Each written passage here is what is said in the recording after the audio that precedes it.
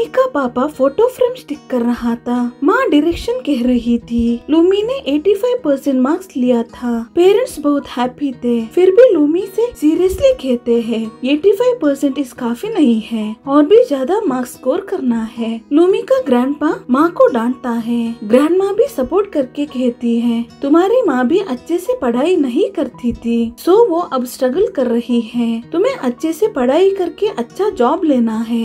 Lumi कहती है क्या मेरी माँ अच्छे से पढ़ाई नहीं करती थी, सिर्फ मुझे ही पढ़ो पढ़ो करके डांट रही है क्या। लेकिन ग्रैंडपा लूमी को ही सपोर्ट करने लगता है। ये सुनकर लूमी बहुत खुश होती है। लूमी जियांग को घर ले जाने के लिए उसके घर जाकर डोर नॉक करने लगती है, लेकिन कोई डोर ओपन नहीं करता है। लूमी जियांग के लिए वेट करने लगती है। जियांग आते ही लूमी खुशी से कहती है हैप्पी न्यू ईयर। तुमने क्यों ओल्ड ड्रेस पहना है, न्यू ड्रेस को पहनो। ग्रैंडमा ग्रैंडपा सब घर आए हैं। जियांग किंडल करके कहता है तुम्हारे सर पे 2 बन हैं, ये क्या है। लूमी सैड से कहती है मैंने कितनी मेहनत करके ये हेयर स्टाइल किया है। इसे जियांग कहता है मैंने ऐसे ही कहा, ये तुम्हें बहुत अच्छा लग रहा है। लूमी कहती है डिलीशियस फूड रेडी हो रहा है। दोनों साथ में लूमी के घर जाते हैं। लूमी की माँ को जॉब टेंशन में वेजिस कट करने के वक्त बाय मिस्टेकनली नाइफ हाथ में लग जाता है। पापा कहता है लास्ट ईयर तुम काम काम कहकर बहुत बिजी थी, इस बार तुम आराम करो। ये सुनकर माँ गुस्से से कहती है मुझे खुशी से रहना नहीं है क्या, मुझे एंजॉय नहीं करना है क्या, कभी देखो एडवाइस करते रहते हो। माँ डायरेक्टली कंपनी में कॉल करके पूछती है इतनी देर हुआ अब तक क्यों बोनस नहीं आया है। इसे कंपनी वाले कहते हैं तुम्हारी जॉब चल गई है, बाकी सैलरी अमाउंट डायरेक्टली तुम्हारे बैंक अकाउंट में ट्रांसफर होगी। पापा लूमी को डिश बनाने का वर्क देता है। डिश बना बना के लूमी को हैंड पेन होता है। लूमी पापा से डिश बनाने को कहती है। पापा खेलते हुए कहता है तुम ही फिनिश कर लो। जियांग ग्रैंडमा को हेल्प करने लगता है। खाने के वक्त सबके फेस में खुशी थी, लेकिन माँ सैड थी, फिर भी सबके सामने मुस्कुरा रही थी। फायरवर्क्स सब जलाकर लूमी वीडियो रिकॉर्ड करती है। लूमी ग्रैंडमा ने दिया हुआ वाइन पीती है। जियांग कहता है स्टूडेंट्स को वाइन नहीं पीना है। लूमी ये ग्रैंडमा ने मेरे लिए लाया है कहकर पीने लगती है। सब वीडियो कॉल करके हैप्पी न्यू ईयर विश करते हैं। लूमी जियांग के साथ होना दिखाती है। सिची पूछता है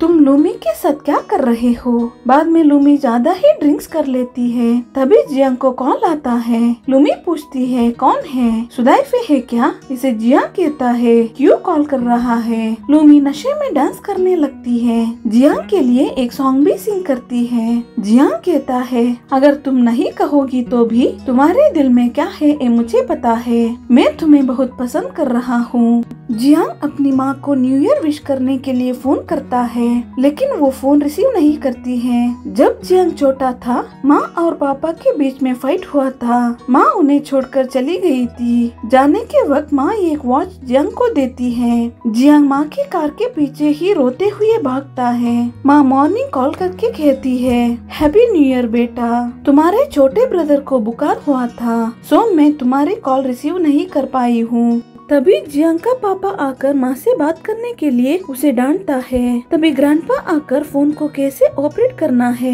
ये सिखाने को कहते हैं। ग्रैंडपा न्यू ईयर सेलिब्रेशन के लिए मनी भी देता है। ग्रैंडपा और ग्रैंडमा घर चले जाते हैं। माँ पापा भी जॉब के लिए निकालते हैं। लूमी बहुत खुश होती है। लूमी की माँ जॉब चली जाने की टेंशन में थी। ये देखकर पापा तुम क्यों सैड हो, मुस्कुराओ कहने लगता है। लूमी बाहर जाकर बहुत सारा फूड ऑर्डर करती है। सिची जी से कहता है मुझे कोई best love story book suggest करो, ये पढ़कर मैं मेरे लव में सक्सेसफुल होऊंगा। जी उसे पता हुआ बुक्स के नाम कहने लगती है। लूमी अच्छे से खाकर सो रही थी, लेकिन उसे इंडाइजेशन की वजह से स्टमक पेन होता है। वो जियांग को कॉल करके टैबलेट पूछती है। ये सुनते ही जियांग लूमी के घर भाग के आता है। टेबल में रखा हुआ खाना देखकर शॉक होता है। लूमी को बुखार भी होता है।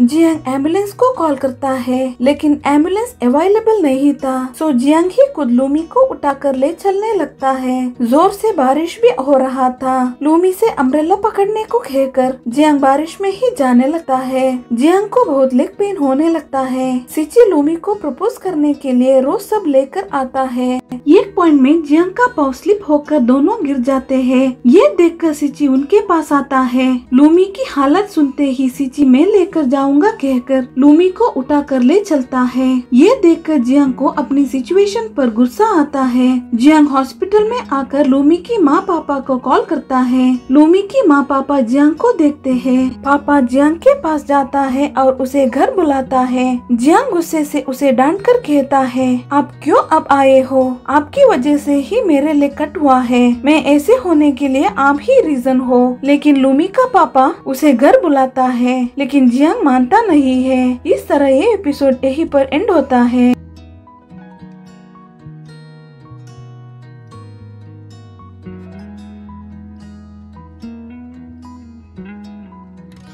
अगर आपको ये स्टोरी अच्छी लगी तो प्लीज लाइक करके कमेंट में एस लिख देना। और मैं इस तरह के ड्रामा एक्सप्लेन इन हिंदी ये चैनल पर अपलोड करती रहती हूँ। सो प्लीज चैनल को सब्सक्राइब कीजिए और बेल आइकॉन प्रेस करना मत भूलिए। हम फिर मिलेंगे नए एपिसोड के साथ। तब तक के लिए थैंक यू। Stay tuned.